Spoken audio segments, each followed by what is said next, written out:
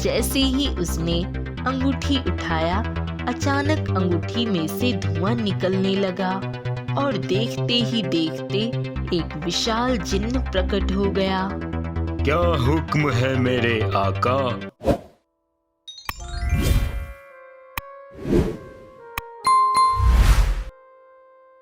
रात का समय था, चारों ओर चांदनी फैली हुई थी। राजा विक्रम महल की छत पर खड़ा होकर चंद्रमा को देख रहा था। राजा विक्रम आसमान की ओर देखते हुए गहरी सांस लेते हुए बोला,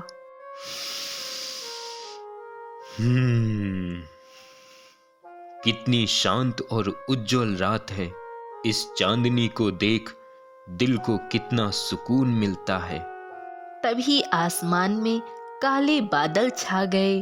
ठंडी हवा के साथ अजीब सी गड़गड़ाहट सुनाई देने लगी। राजा विक्रम चौंकते हुए बोला, यह मौसम का इतना तेजी से बदलना मैंने पहले कभी ऐसा नहीं देखा। यह क्या हो रहा है? अचानक बादलों के बीच से एक रहस्यमय धुआं नीचे की ओर गिरने लगा। धीरे धीरे उस धुएं ने इंसान का रूप ले लिया। राजा विक्रम पीछे हटते हुए बोला, कौन हो तुम और यहाँ क्या कर रहे हो? वो रहस्यमय व्यक्ति मुस्कुराता हुआ बोला, विक्रम, यह रात तुम्हारे लिए कोई साधारण रात नहीं है। इसे हमेशा याद रखोगे। अचानक राजा विक्रम बेहोश हो गया। अगली सुबह राजा विक्रम को जब होश आया तो उसने देखा कि वो महल की छत पर लेटा हुआ था। मंत्री जगन्नाथ उसके पास खड़ा था। महाराज, आप ठीक तो हैं? कल रात क्या हुआ था? कल रात आसमान में काले बादल छा गए थे। फिर एक विचित्र व्यक्ति प्रकट हुआ। उसके बाद मुझे कुछ भी याद नहीं।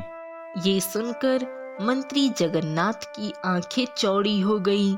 वह डरे हुए स्वर में बोला, महाराज, आपको यह भी पता नहीं है कि कल रात महल में और भी कुछ हुआ। राजकुमारी चंद्रलेखा अपने कक्ष में नहीं है। रानी रुक्मणी का रो रो कर बुरा हाल है। क्या? यह कैसे संभव है? मेरी चंद्रलेखा, वह कहाँ जा सकती है? वो दोनों तुरंत दरबार की ओर चले गए।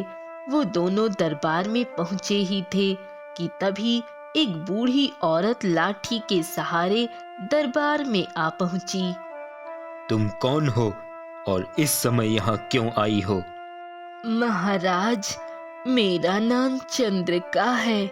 मैं जंगलों में रहती हूँ और तंत्र मंत्र की साधना करती हूँ।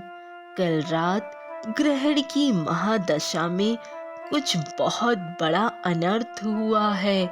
मेरे तंत्र ने मुझे बताया है कि इस राज्य में एक शक्तिशाली जादूगर ने प्रवेश किया है और मेरे तंत्र ने मुझे यह भी बताया कि वह जादूगर आपके महल की ओर ही गया था।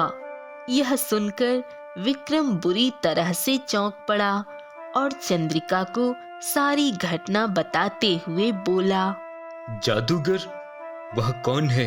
और महल की छत पर कल रात जो घटना हुई थी उसका इससे क्या संबंध हो सकता है? महाराज, वह जादूगर आपके महल की ओर गया था और मुझे लगता है कि वह आपकी पुत्री चंद्रलेखा को अपने साथ ले गया है। यह सुनकर राजा विक्रम की आंखों में गहरी चिंता झलकने लगी। यह कैसे संभव हो सकता है? वह उसे क्यों ले गया होगा? मुझे शक है वह उसकी बलि देकर अपनी काली शक्तियों को बढ़ाना चाहता है। वह बहुत शक्तिशाली है महाराज। साधु या तांत्रिक उसकी शक्तियों का सामना नहीं कर सकते। तो फिर मेरी चंद्रिका को कैसे बचाया जा सकता है? सिर्फ एक जिन्न ही इस जादूगर का सामना कर सकता है, लेकिन जिन्न को बुलाना आसान नहीं होगा। मैं अपनी बेटी को बचाने के लिए कुछ भी करूंगा। जिनको कैसे बुलाया जा सकता है? महाराज, केशव नगर के घने जंगल में एक प्राचीन कुआं है। उस कुएं में एक अंगूठी पड़ी है जो हजारों साल बाद रात विचित्र प्रकाश से चमकती है, और वो रात आज ही है। यह अंगूठी इतनी महत्वपूर्ण क्यों है चंद्रिका? क्योंकि उस अंगूठी में एक जिन्न का वास है। वह जिन्न जादूगर को हराने और आपकी पुत्री राजकुमारी सुलेखा को बचाने में मदद कर सकता है।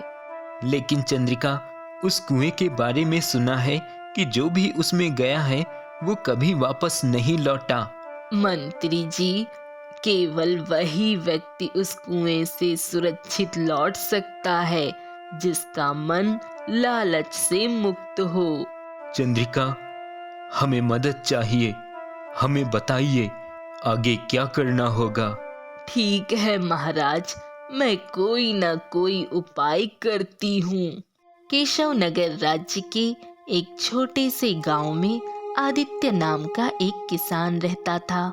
आदित्य अपनी झोपड़ी से बाहर निकल रहा था कि तभी उसकी बहन राधा उससे बोली, भैया, घर में लकड़ियां खत्म हो गई हैं। आज शाम को जंगल से लकड़ियां लाना मत भूलना। ठीक है राधा, लेकिन पता नहीं यह छोटी सी जमीन हमें कब तक गुजारा देगी। तेरे विवाह का भी कुछ सोच नहीं पा रहा हूँ। चिंता मत करो भैया, भगवान पर भरोसा रखो, हमारे दिन जरूर बदलेंगे। आदित्य खेत में चला गया। एक पेड़ के नीचे बैठकर गहरी सोच में डूबते हुए बोला, माँ बाप के जाने के बाद मैं राधा को कोई खुशी नहीं दे सका। पता नहीं उसका विवाह कैसे करूंगा। तभी वहां चंद्रिका आ पहुंची। क्यों रो रहे हो? आप कौन हैं? बताओ, तुम्हारी परेशानी क्या है? मेरे पास कुछ नहीं है। मैं अपनी बहन का विवाह कैसे करूंगा? यही मेरे रोने की वजह है।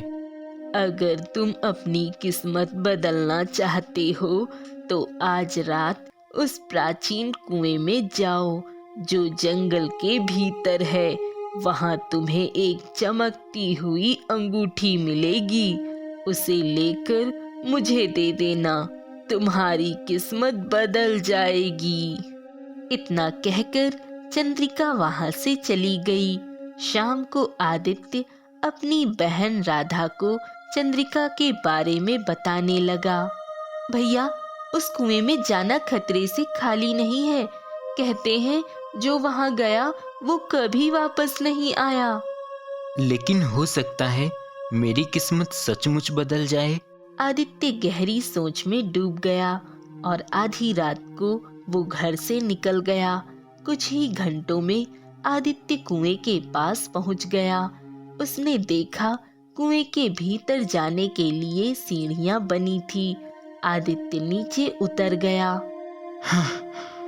क्या मैं सही कर रहा हूँ? तभी उसकी नजर वहां एक चमकती हुई अंगूठी पर पड़ी।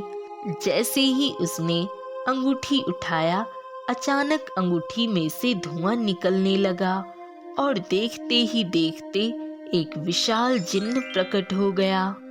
क्या हुक्म है मेरे आका? तुम कौन हो? मैं इस अंगूठी का जिन्न हूँ। जिसने इसे उठाया है मैं उसका गुलाम हूँ। कहो क्या चाहिए? क्या तुम सच में सब कुछ कर सकते हो? हुक्म करके तो देखो। ठीक है, पहले मुझे मेरे घर तक पहुंचा दो। अगले ही पल आदित्य ने अपने आप को घर में पाया। और कोई हुक्म मेरे आका? मेरे पास धन नहीं है। अब देखो। अगले ही पल वहां स्वर्ण मुद्राओं का ढेर लगा हुआ था। तभी राधा की आंख खुल गई। भैया, ये सब क्या है? हमारी किस्मत बदल गई है। जिन्न गायब हो गया। आदित्य राधा को सारी घटना बताने लगा। राधा स्वर्ण मुद्राओं को देखते हुए बोली, सच में हमारी किस्मत बदल गई। आदित्य और राधा स्वर्ण मुद्राओं को रात भर गिन गिन कर संभाल कर रखते रहे। अगली सुबह आदित्य घर से बाहर जाने लगा। तभी राधा आदित्य से बोली, भैया आप कहाँ जा रहे हो? फिर से खेत में राधा। लेकिन अब तो आपके पास धन है, सब कुछ है, फिर खेत में जाने की क्या जरूरत है? मत भूलो राधा, जब हमारे पास कुछ नहीं था तब वही खेत हमारे लिए सब कुछ था। इतना बोलकर आदित्य मुस्कुराता हुआ घर से बाहर निकल गया। आदित्य खेत में पहुंचा ही था कि तभी चंद्रिका वहां आ पहुंची। क्या तुम रात में प्राचीन कुएं से अंगूठी ले आए? अगर हाँ तो मुझे तुरंत दे दो, फिर तुम्हारी किस्मत बदल जाएगी। तुम पर मुझे कोई शक हो रहा है? नहीं, मैं नहीं लाया, और अब तुम यहाँ कभी मत आना। तुम्हारा चेहरा बता रहा है कि तुम झूठ बोल रहे हो। समझ लो, जैसा तुम चाहो। तुम तो ऐसे हो कि तुम्हें झूठ बोलना भी नहीं आता। मैं तुम पर नजर रख रही थी। तुम्हारे घर में जो विशाल स्वर्ण मुद्राओं का भंडार है, वह कहाँ से आया? झूठ तो तुमने भी मुझसे बोला था। तुमने मुझे ये नहीं बताया कि उस अंगूठी के अंदर एक जिन्न का वास है। अब अगर तुम यहीं रुक गई तो मैं उस जिन्न को बुलाकर तुम्हें सही जगह पहुंचा दूंगा। चंद्रिका क्रोधित होकर वहां से चली गई। कुछ देर बाद आदित्य घर जाकर राधा से बोला, जो भी स्वर्ण मुद्राएं जिन्न से मंगवाई थी उन्हें हम दान कर देंगे। यह एक अच्छा विचार है भैया। आदित्य गरीबों में दान करके उनकी मदद करने लगा। अगले दिन आदित्य फिर से जिन्न को बुलाया। मुझे और स्वर्ण मुद्राएं चाहिए। कल ही तो तुम्हें ढेर सारी मुद्राएं दी थी, वह सब मैंने दान कर दी। तुम तो बहुत अच्छे व्यक्ति हो जो दूसरों की मदद करते हो।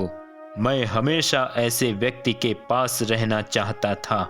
जिन्न ने जैसे ही चुटकी बजाई, आदित्य के सामने स्वर्ण मुद्राओं का ढेर लग गया और जिन्न गायब हो गया। कुछ ही दिनों में आदित्य का जीवन बदल गया। आदित्य का मान सम्मान भी गांव में बहुत बढ़ चुका था। एक दिन आदित्य सोकर उठा ही था कि तभी चंद्रिका वहां आ पहुंची। आदित्य, मुझे वह अंगूठी दे दो जो तुमने अपने पास रखी है। निकल जाओ चंद्रिका, अब मुझे तुमसे कोई बात नहीं करनी है।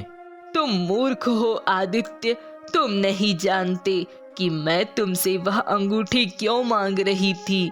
दरअसल वह अंगूठी महाराज विक्रम को चाहिए। ये सुनकर आदित्य चौंक पड़ा। तभी राजा विक्रम और मंत्री जगन्नाथ वहां आ पहुंचा। चंद्रिका सही कह रही है आदित्य। कुछ समय पहले मैं महल की छत पर खड़ा था। अचानक वहां पर एक अजीब धुआं फैल गया और काले धुएं ने एक विचित्र व्यक्ति का रूप धारण कर लिया।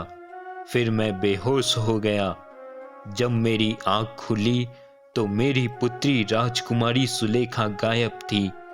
चंद्रिका ने मुझे बताया था कि वह विचित्र व्यक्ति कोई जादूगर था और वही मेरी पुत्री का अपहरण करके ले गया।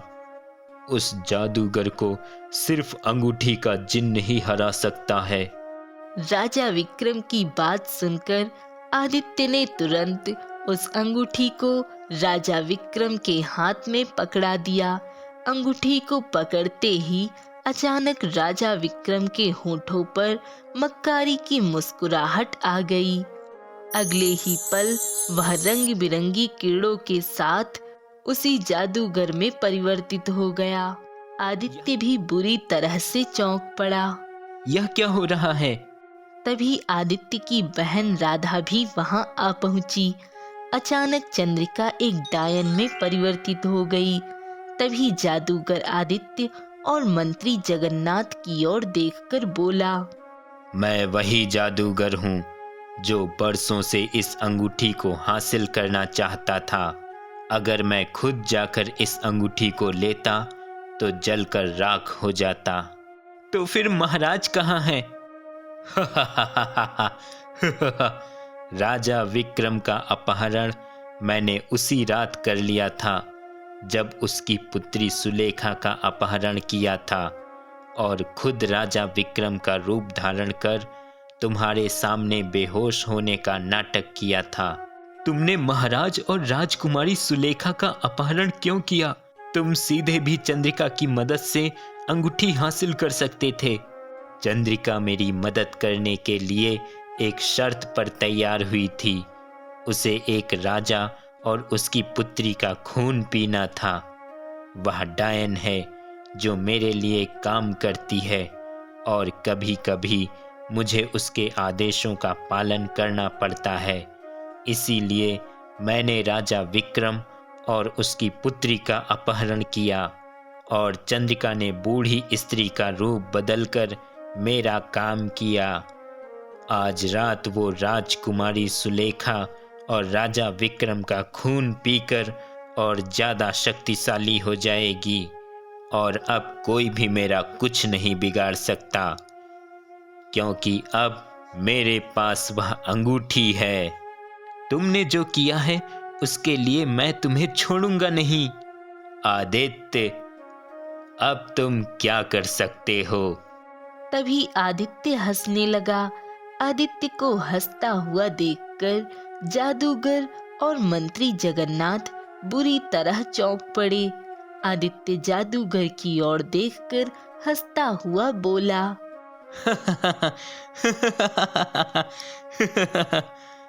तुम मूर्ख हो जादूगर। तुम सोचते हो कि यह अंगूठी तुम्हारे काम आएगी।